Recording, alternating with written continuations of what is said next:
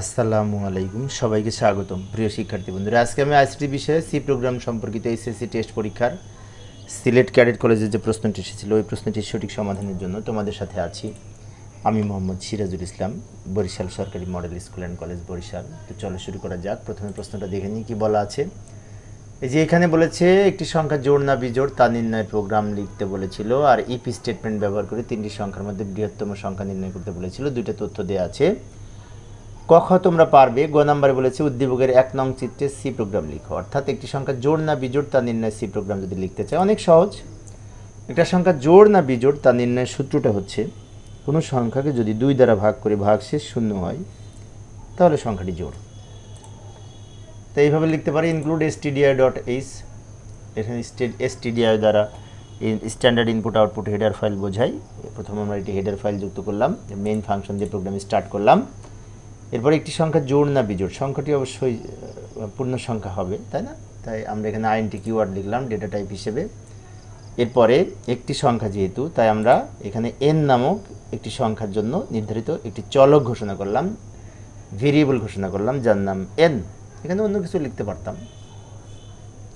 এনের মান ইনপুট নেওয়ার জন্য ইউজারকে আমরা একটি মেসেজ থ্রো করলাম, ইন্টারের নাম্বার। ইউজারকে বলে দিলাম যে আপনি একটা নাম্বার দিন, এবং আমরা জানি প্রিন্টএফ ফাংশন হচ্ছে আউটপুট ফাংশন। প্রিন্টএফের মধ্যে যা লিখবো সেটা আউটপুট আকারে আমরা দেখতে পাবো। এখন ইউজার কিবোর্ড ব্যবহার করে যখন সংখ্যাটি ইনপুট দিবে তখন স্ক্যানএফ ফাংশন ইনপুট নেওয়ার জন্য %d ফরম্যাট স্পেসিফায়ার হিসেবে ব্যবহার করলাম এবং কমা দিয়ে অ্যান্ড এন লিখলাম। এই স্টেটমেন্টটির আরেকবার ব্যাখ্যা দিচ্ছি। স্ক্যানএফ হচ্ছে ইনপুট ফাংশন, স্ক্যানএফের ফরম্যাটটা হচ্ছে স্ক্যানএফ, তারপরে ফরম্যাট স্পেসিফায়ার, তারপরে অ্যান্ড ভেরিয়েবল। তো এখানে ভেরিয়েবল হিসেবে এন, তাই না? আর এই পূর্ণ সংখ্যার জন্য %d হচ্ছে ফরম্যাট স্পেসিফায়ার। অর্থাৎ এটার অর্থ হচ্ছে একটি পূর্ণ সংখ্যা ইনপুট নিয়ে এনের মধ্যে সংরক্ষণ করবে, এন নামক চলকের মধ্যে। এরপরে আমরা এই ভাগশেষ নির্ণয়ের একটা সংখ্যাকে বিশেষ করে 2 দ্বারা মোড করে ভাগশেষ নির্ণয় করব। ইফ এবং এলস স্টেটমেন্ট ব্যবহার করে আমরা করব। ইফ যদি এনকে 2 দ্বারা মোড করে মান যদি 0 হয়, এই স্টেটমেন্টের ব্যাখ্যা হচ্ছে এন হচ্ছে আমাদের ভেরিয়েবল, এন সংখ্যাটিকে 2 দ্বারা ভাগ করে ভাগশেষ যদি 0 হয়। এখানে ডাবল ইকুয়াল টু ব্যবহার করা হয়েছে রিলেশনাল অপারেটর হিসেবে। আমরা যখন এই ইকুয়াল টু একবার ব্যবহার করব, একটা ব্যবহার করব, সেটা হচ্ছে অ্যাসাইনমেন্ট অপারেটর। আর যদি ডাবল ইকুয়াল টু ব্যবহার করি সেটা রিলেশনাল অপারেটর। এখানে রিলেশনাল অপারেটর হচ্ছে এইখানে এই শর্তে 0 হলে তার উপর ডিপেন্ড করে পরে আমরা প্রিন্টএফের মধ্যে যেটা লিখব সেই মানটা প্রকাশ করবে ফলাফল আকারে। অর্থাৎ ইফ যদি এনকে 2 দ্বারা ভাগ করে ভাগশেষ 0 হয় তাহলে সংখ্যাটি ইভেন নাম্বার, মানে সংখ্যাটি জোড়, এন সংখ্যাটি জোড়। আর যদি এই কন্ডিশন সত্য না হয় তাহলে এলস এর পরে যা লিখবো সেটা প্রকাশ করবে, এলস সংখ্যাটি বিজোড়। মানে এলস প্রিন্টএফের মধ্যে লিখবো যে সংখ্যাটি জোড় না, অড নাম্বার মানে জোড় না। বিষয়টি আবার বলছি, লক্ষ্য করি। এই কন্ডিশন যদি সত্য হয় সংখ্যাটি জোড়, সেজন্য লিখলাম ইভেন নাম্বার। আর এই কন্ডিশন যদি সত্য না হয় তাহলে এলস মানে অন্যথায় সংখ্যাটি বিজোড়। যেমন আমি যদি একটি উদাহরণ দিই, 12 12কে যদি 2 দ্বারা ভাগ করি ভাগশেষ 0 হবে, তার মানে 12 সংখ্যাটি জোড়, ইভেন নাম্বার।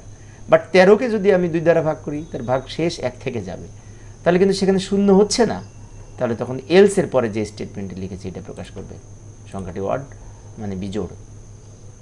যেমন আমি যদি আউটপুট দেখাই, এখানে লিখলাম 15, তো 15 সংখ্যাটি কিন্তু বিজোড়। তো এখন যদি আমি এন্টারে চাপ দিই তাহলে এই যে নিচেরটা প্রকাশ করবে 15 সংখ্যাটা এই %d এর আকারে প্রকাশ করে লিখবে ইজ অড নাম্বার, মানে সংখ্যাটি বিজোড় নাম্বার। অড বলতে বিজোড় বোঝায়। এই হচ্ছে আমাদের সি প্রোগ্রাম। আবার উদ্দীপকে ফিরে যাব। ঘ নম্বরে কি বলেছে দেখি। ঘ নম্বরে বলেছে 3টি সংখ্যার মধ্যে বৃহত্তম সংখ্যা নির্ণয়ের অ্যালগরিদম লিখতে। খুব সহজ অ্যালগরিদম। যাই 3টি সংখ্যার মধ্যে বড় সংখ্যাটি নির্ণয়ের অ্যালগরিদম। 3টি সংখ্যার মধ্যে বড় সংখ্যাটি নির্ণয়ের অ্যালগরিদম নিম্নরূপ। ধাপ 1 প্রোগ্রাম শুরু করি। ধাপ 2 ইনপুট হিসেবে এবিসি 3টে সংখ্যার মান গ্রহণ করি, তাই না? এরপর ধাপ 3-এ আমরা কন্ডিশন চেক করব, এ কি বি এবং সি অপেক্ষা বড়, তাই লিখলাম A greater than B and A greater than C, অর্থাৎ এই কন্ডিশন যদি সত্য হয় তাহলে এ বড় সংখ্যা, প্রিন্ট করি। আমি আবারও বলছি, লক্ষ্য করি, এ যদি বি এর চেয়েও বড় হয়, সি এর চেয়েও বড় হয়, তাহলে এ বড় সংখ্যা, প্রিন্ট করি। আর যদি এই কন্ডিশন মিথ্যা হয় তাহলে আর একবার চেক করব। কি চেক করব? যে বি কি এ অপেক্ষা এবং সি অপেক্ষা বড়। যদি এ অপেক্ষাও বি বড় হয়, সি অপেক্ষাও বি বড় হয়, তাহলে বি বড় সংখ্যা, প্রিন্ট করি। আর যদি দুইটা কন্ডিশনে মিথ্যা হয় তাহলে সি বড় সংখ্যা, প্রিন্ট করি, প্রোগ্রাম শেষ করি। আমি আবারও বলছি, লক্ষ্য করি, প্রথম কন্ডিশন সত্য হলে এ বড়, দ্বিতীয় কন্ডিশন সত্য হলে বি বড়, আর দুইটাই যদি মিথ্যা হয় তাহলে সি বড়। তো এইভাবে আমরা অ্যালগরিদম লিখতে পারি। অনেক সহজ ছিল, তাই না আজকের প্রশ্নটা?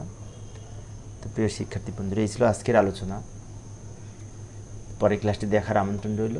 খোদা হাফেজ।